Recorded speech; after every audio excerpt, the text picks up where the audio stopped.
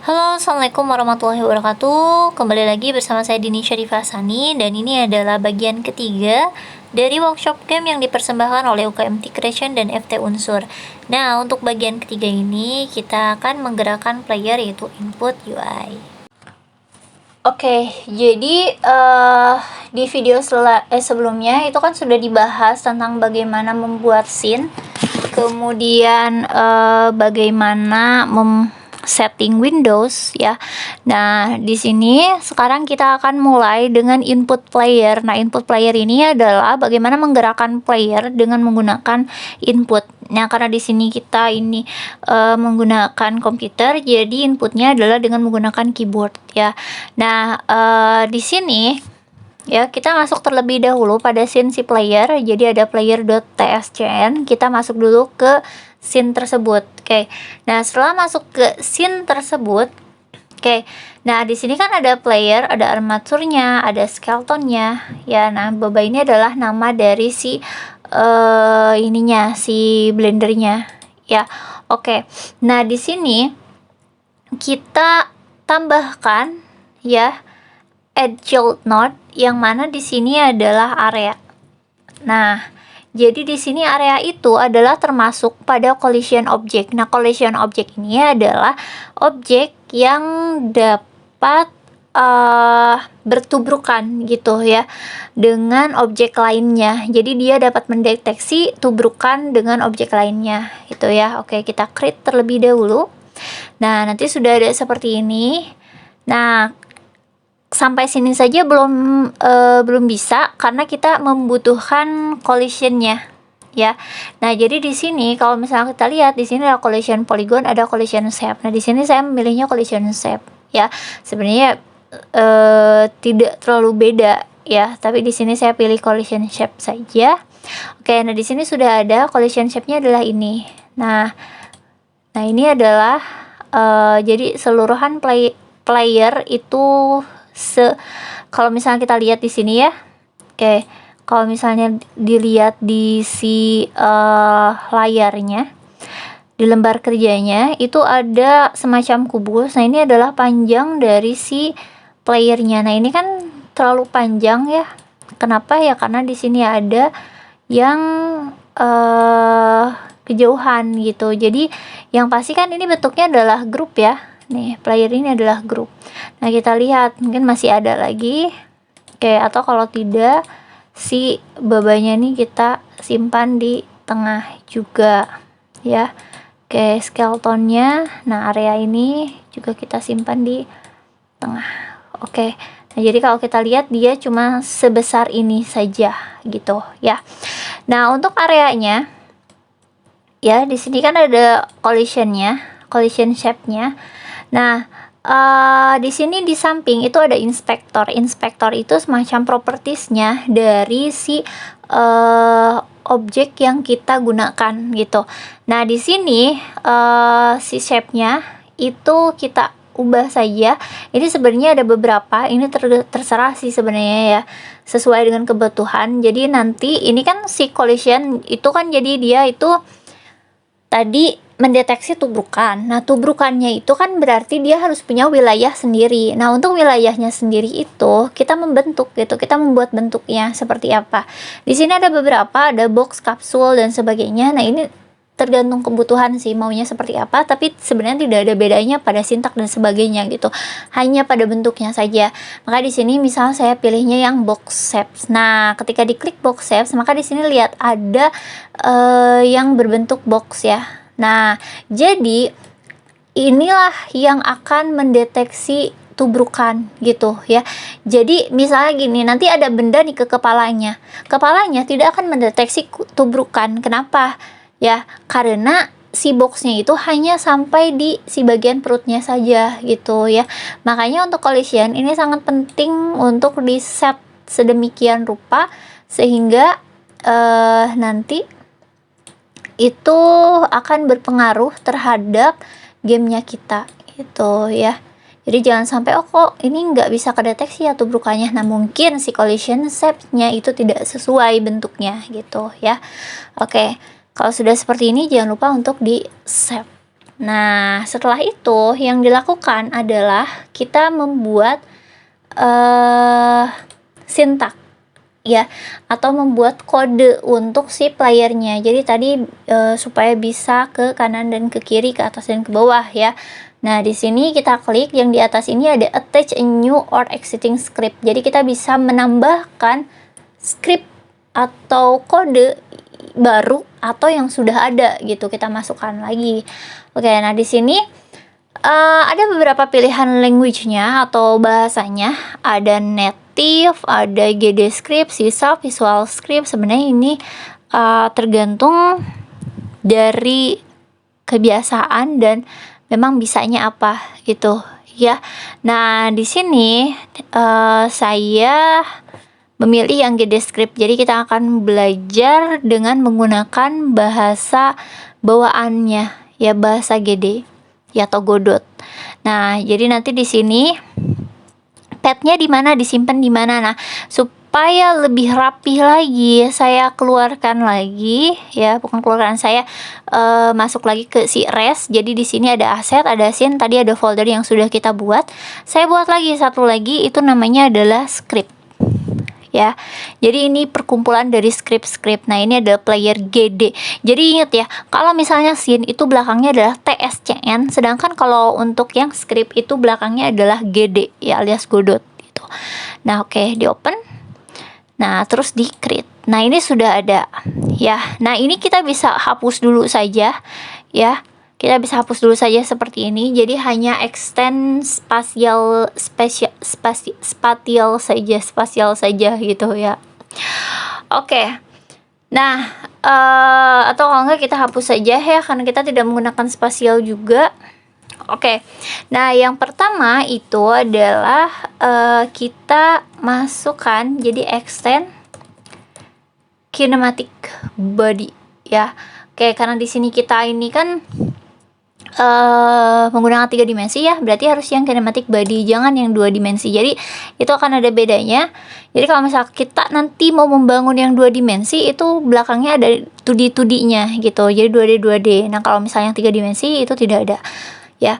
Nah, kinematic body ini untuk apa? Karena kita di sini itu jadi kan dia ke kanan, ke kiri gitu kan, ke atas, ke bawah. Nah, itu menggunakan kinematic gitu ya. Jadi kita harus extend kinematic body. Jadi kita nge-attach si kinematic body ke dalam script si player ya. Oke. Nah, selanjutnya itu kita buat variable ya. Yang pertama itu adalah konstanta dari si kecepatan maksimal. Oke. Nah, ini adalah fungsinya sebagai kecepatan dari si kecepatan pergerakan dari si ini ya, si si playernya gitu. Nah, kemudian selanjutnya adalah dari, nah di sini kita tambahkan akselerasi. Nah, ini fungsinya adalah untuk dia bisa memutar gitu, untuk sedikit merotasi ya. Nah, dan kemudian bukan hanya itu, jadi kita ini memang memerlukan untuk pergerakannya ya, akselerasi ini. Nanti kita kalikan, jadi 0, misalnya saya di sini masukkan 0,75 ya. Oke. Nah, terus kemudian di sini kita gunakan variabel baru ya. Variabel namanya misal input vector.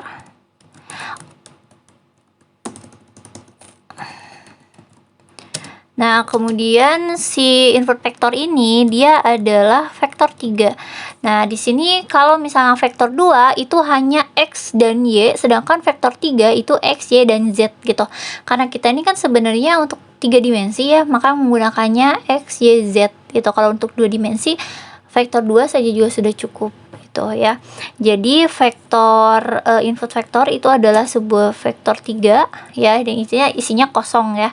Karena nanti kita akan memasukkan secara otomatis sesuai dengan pergerakan ya. Oke. Selanjutnya tambahkan dari si velocity-nya. Oke, ini untuk pergerakannya juga dia sama, bentuknya adalah vektor 3. Oke.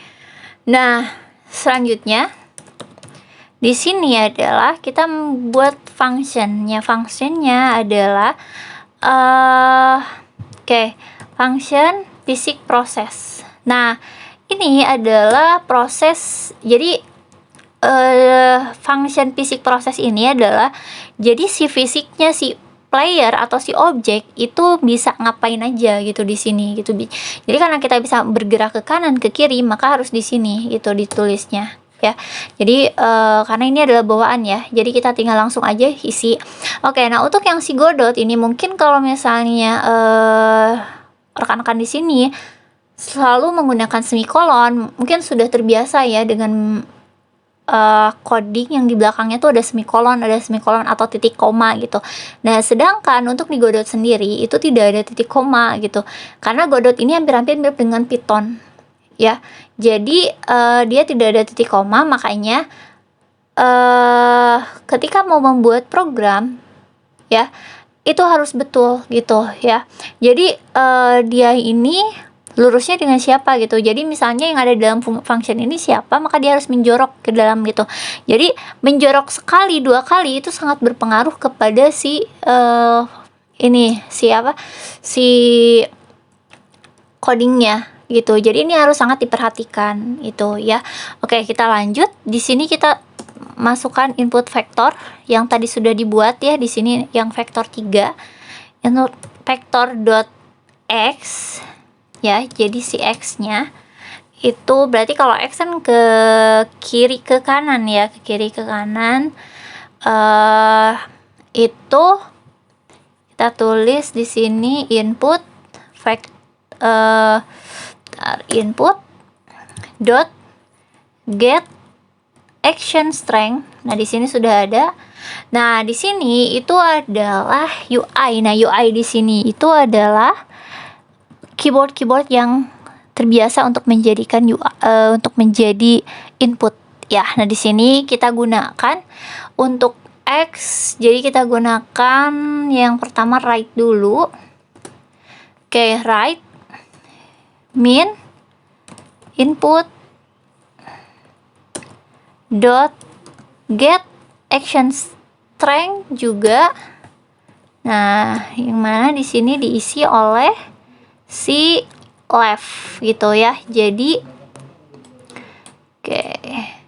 jadi input get action strength UI right dikurang input get action strength UI left gitu. Nah, kalau misalnya kalian mau coba, mangga silahkan kita coba. Nah, di sini ketika kita running ya. Nah, ini tidak bisa karena kinematic body itu tidak dapat terinstance dengan yang namanya spatial. Nah, di sini si player itu adalah masih spatial nih, tipenya adalah spatial. Benar ya? Oke, berarti gimana? Nah, sekarang kita bisa change type-nya ya, karena kita akan ini haruslah kinematic body ya. Oke, gitu. Ya, kayak tadi kelupaan, jadi seperti itu. Ya, jadi kita coba F5. Nah, ini sudah tidak error lagi ya. Tapi memang belum bisa jalan kanan dan kiri gitu ya. Oke, tidak apa, kita lanjutkan terlebih dahulu. Ya. Oke, jadi selanjutnya seperti apa? Nah, selanjutnya ini kan baru input vektor yang X. Nah, sekarang input vektor yang ZY.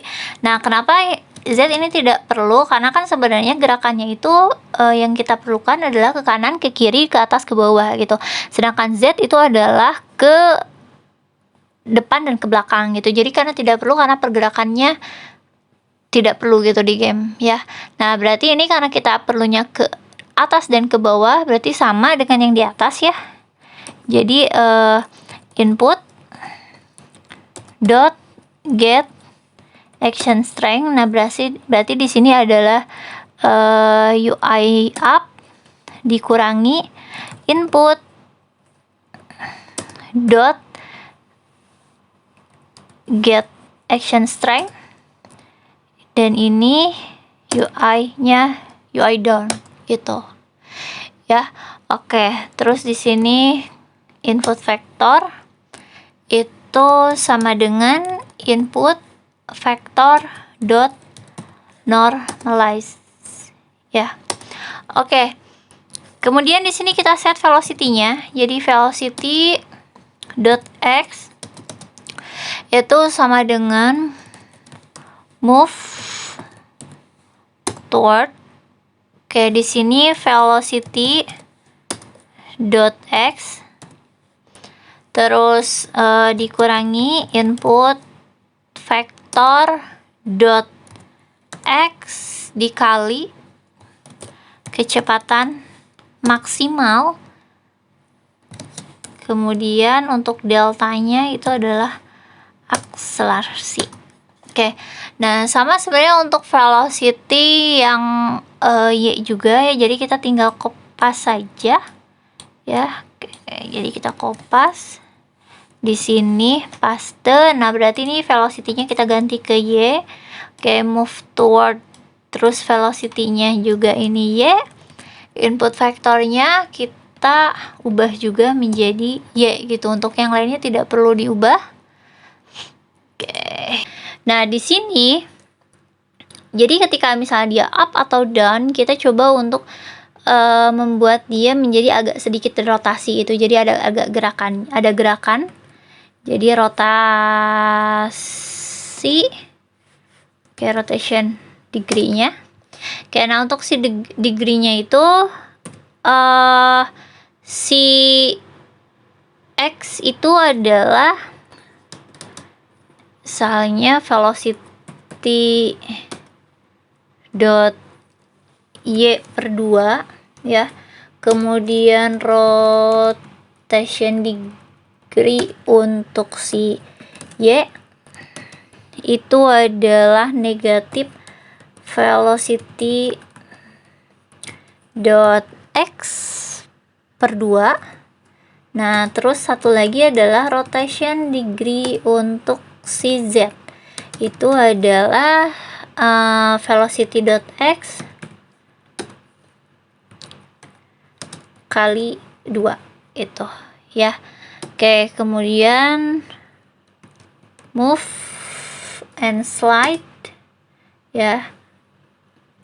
Di sini di dalamnya adalah si velocity-nya. Oke, kalian bisa ikuti saja seperti ini. Kemudian kita tulis transform dot origin dot x sama dengan clamp. Nah, di sini ada value-nya.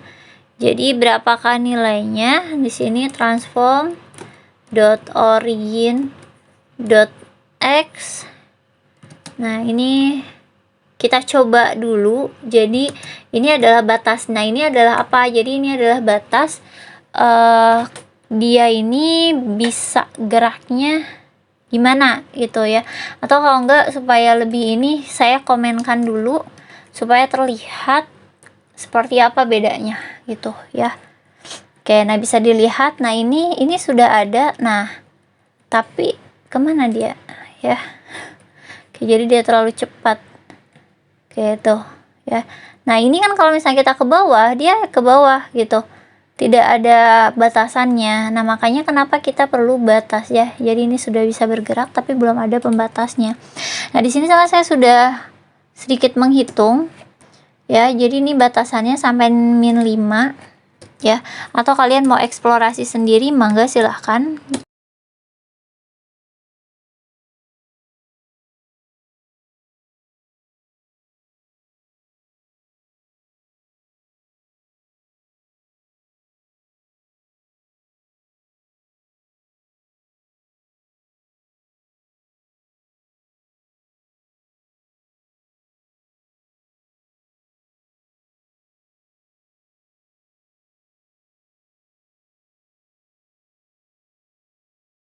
Plus ya. Oke, kita coba di F5 kan.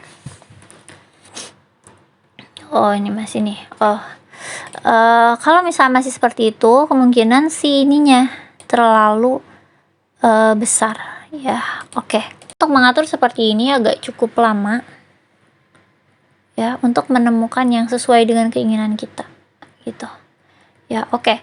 Nah, ini yang saya bilang bahwa apa namanya? Meskipun tadi kan sebenarnya dia sudah membelakangi, tapi kenapa sekarang keluar lagi gitu kan, ke depan lagi gitu. Nah, ini yang saya bilang gitu, untuk men-settingnya di ini, di scene playernya, bukan di si utama gitu ya. Jadi di sini saya transform 180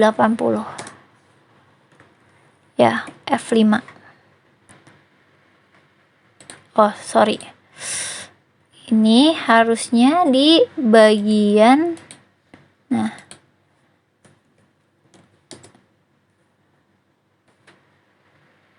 oke ya, di bagian armaturnya, bukan di bagian si playernya. Oke gitu.